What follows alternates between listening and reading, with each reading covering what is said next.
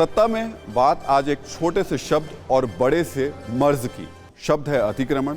यह शब्द बहुत बड़ा नहीं है, लेकिन यह मर्ज बहुत बड़ा है। आज हम आपको बताएंगे कि एक छोटा सा अतिक्रमण कैसे आपकी जिंदगी पर भारी पड़ता है, कैसे एक छोटा सा दिखने वाला अतिक्रमण देश को हजारों करोड़ का नुकसान पहुंचाता है। ये तमाम आंकड़ों से हम आपको रूबरू कराएंगे, लेकिन पहले वो खबर देखिए जिसकी वजह से आज हम आपको अतिक्रमण की कहानी सुनाने जा रहे हैं। और हाँ, खबर देखते हुए इसे हिंदू मुसलमान के चश्मे से नहीं, विकास के फ्रेम से देखिए।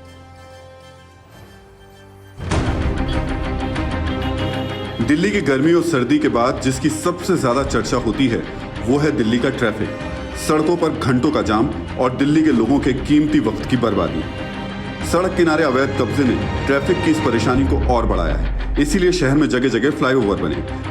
लेकिन जिंदगी को रफ्तार देने वाले, विकास का सुख मुहैया कराने वाले फ्लाईओवर भी अब अवैध कब्जे का शिकार हैं। दिल्ली के सबसे व्यस्त इलाकों में से एक आजादपुर, यहाँ ट्रैफिक के स्मूथ मूवमेंट के लिए फ्लाईओवर बना। अब ये फ्लाईओवर अवैध कब्जे की जद में है। जहां से फ्लाईओवर शुरू होता है वहां अवैध कब्जा करके एक मजार जैसा कुछ बना दिया गया है। जो लोग ये कहते हैं कि अवैध रूप से दरगाह बनाई गई है, ये बिल्कुल झूठ है। ये दरगाह बहुत पुरानी है, हमारे दादा तक बैठे हैं इस दरगाह पे। दादा के बाद हमारे वालिद साहब और उनके इंतकाल के बाद मैं बैठा हूँ। यानी कि साल 2000 के बाद यहाँ पर कोई कंस्ट्रक्शन नहीं हुआ?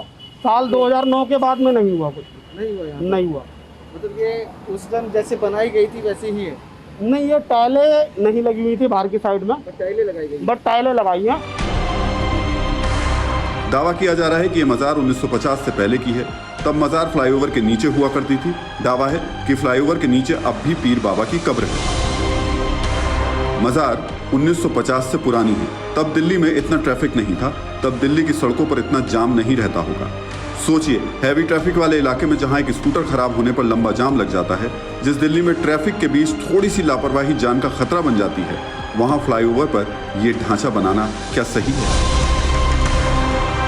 ये कब्जा फ्लाईओवर पर नहीं, ये विकास की रफ्तार पर ब्रेक है। उस विकास पर ब्रेक है जो सालों की मेहनत से हासिल हुआ है।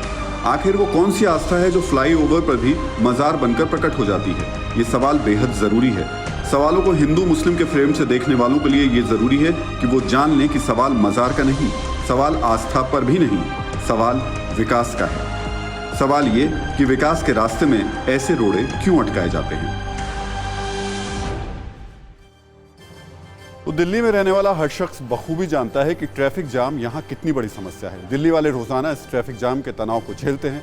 आपको जानकर आश्चर्य होगा कि दिल्ली में ट्रैफिक जाम से सालाना 60,000 करोड़ का नुकसान होता है। ट्रैफिक कंजेशन इंडेक्स में दिल्ली 8वें नंबर पर है। जनवरी 2020 की एक रिपोर्ट के मुताबिक दिल्ली में पीक आवर्स में लोग 190 घंटे सड़क पर रहे। यानी सिर्फ पीक आवर्स में लोगों ने एक साल में पूरा एक हफ्ता सड़क पर गुजार दिया। हर हफ्ते जाम के कारण लोगों ने करीब 22 घंटे सड़क पर बर्बाद किए। दिल्ली में रहने वाला एक आदमी 30 साल के करियर में ट्रैफिक जाम में 6 साल से ज्यादा का समय बर्बाद करता है। दिल्ली और बेंगलुरु ट्रैफिक के मामले में दुनिया के 10 सबसे खराब शहरों में शामिल हैं। दिल्ली में ट्रैफिक के दर्द को ऐसे भी समझिए कि 2011 में दिल्ली में 40 किलोमीटर का सफर तय करने में 1 घंटा 36 मिनट का वक्त लगता था, लेकिन 2017 में 40 किलोमीटर का सफर तय करने में 3 घंटे 43 मिनट का वक्त लगने लगा। अब आपको अंदाजा हो चला होगा कि एक अतिक्रमण कैसे आपकी जिंदगी के लिए नासूर बन जाता है। सोचिए, ऐसे में आजादपुर फ्लाईओवर पर इस तरीके की जो मजार बनी है वो उससे कैसे जाम लगता होगा, इससे कितने लोगों को परेशानी होती होगी, और फिर हालात फिर वही बन जाते होंगे। ये तो दिल्ली का हम हाल बता रहे हैं। अब ट्रैफिक जाम से देश को होने वाले नुकसान की जानकारी भी आपको दे देते हैं। देश को हर साल ट्रैफिक जाम की वजह से 1 लाख करोड़ रुपए से ज्यादा का नुकसान होता है। देश के 17 बड़े रूट्स पर फ्यूल माइलेज 4 किलोमीटर से भी कम का है। हर रोज लोगों के करीब 90 मिनट का वक्त ट्रैफिक में बर्बाद होता है।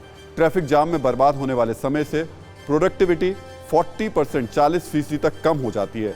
यानी जाम से ना सिर्फ समय बर्बाद होता है, आपके मेहनत की कमाई बर्बाद होती है, देश के लिए आप जो काम कर सकते हैं वो भी बर्बाद होता है। यानी एक अतिक्रमण जो जाम की वजह से बनता है वो देश के विकास में सबसे बड़ा रोड़ा बन जाता है। हम बार बार ये कह रहे हैं कि यहाँ सवाल आस्था का नहीं, हिंदू मुसलमान का नहीं, सवाल विकास का है। क्योंकि विकास का फायदा सभी को मिलता है। इसलिए अब हम आपको अपने ही देश के कुछ ऐसे वाकये बताते हैं जब विकास के लिए लोगों ने धार्मिक आस्था की जिद छोड़ दी। 2020 में उत्तर प्रदेश के कासगंज में 4 लेन बनाने के लिए पुराने पथवारी मंदिर को दूसरी जगह शिफ्ट किया गया। अप्रैल 2019 में मदुरै में हाईवे बनाने के लिए 21 साल पुराने 350 टन के मंदिर को 25 फीट दूर हटाया गया। 2017 में इंदौर के बड़ा गणपति इलाके में सड़क बनाने के लिए मंदिर को हटाया गया। 2017 में पुष्कर में सड़क चौड़ा करने के लिए हनुमान मंदिर को दूसरी जगह शिफ्ट कर दिया गया। 2008 में गुजरात के अहमदाबाद में विकास कार्यों के लिए 80 मंदिरों को गिराया गया। उत्तर प्रदेश में मुजफ्फरनगर में फरवरी 2018 में पुल बनाने के लिए मस्जिद हटाई गई। मेरठ में भी लोगों ने हाईवे चौड़ा करने के लिए मस्जिद को दूसरी जगह शिफ्ट किया। ये चंद उदाहरण हैं जब विकास के लिए लोगों ने सहमति से धर्म स्थलों को दूसरी जगह शिफ्ट किया।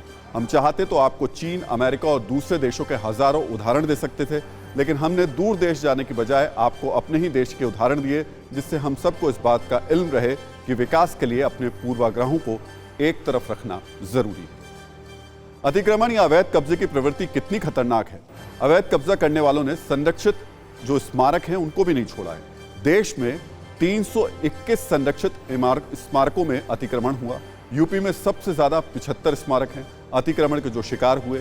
तमिलनाडु में 74, कर्नाटक में 48 और महाराष्ट्र में 46 स्मारक अतिक्रमण का शिकार हुए। 24 ऐसे स्मारक हैं जो अतिक्रमण के कारण खो गए, मिल ही नहीं रहे। दिल्ली का तुगलकाबाद किला, पुराना किला जैसे स्मारक अतिक्रमण के शिकार हुए हैं। महाराष्ट्र में एलोरा की गुफा, उड़ीसा में कोणार्क का सूर्य मंदिर, राजस्थान में महाराणा प्रताप से जुड़ा स्मारक, ये भी अतिक्रमण के शिकार हो चुके हैं। यानी अतिक्रमण एक अखिल भारतीय प्रवृत्ति की तरह हो गया है और इसने अपने राष्ट्रीय धरोहर को भी नहीं बख्शा है। अतिक्रमण या अवैध कब्जे को आप एक सामान्य घटना मानकर इग्नोर कर सकते हैं, लेकिन आपको जानकर झटका लगेगा कि अतिक्रमण करोड़ों नहीं अरबों रुपए का व्यापार है। और आपको एक और आंकड़ा हम बताते हैं जिससे साफ होगा कि अतिक्रमण कितना बड़ा व्यापार है। रेलवे की 814 हेक्टेयर जमीन पर अतिक्रमण है। एयरपोर्ट अथॉरिटी की 798 एकड़ जमीन पर अतिक्रमण हो चुका है। जंगल की 15 लाख एकड़ जमीन में भी अवैध कब्जा हो चुका है। रक्षा मंत्रालय की 11,189 एकड़ जमीन पर अतिक्रमण है। ये चंद आंकड़े हैं। जितनी जमीन पर कब्जा हुआ उसकी कीमत अरबों रुपए में है। सोचिए देश की संपत्ति का कितना बड़ा हिस्सा अतिक्रमण करने वालों के कब्जे में है।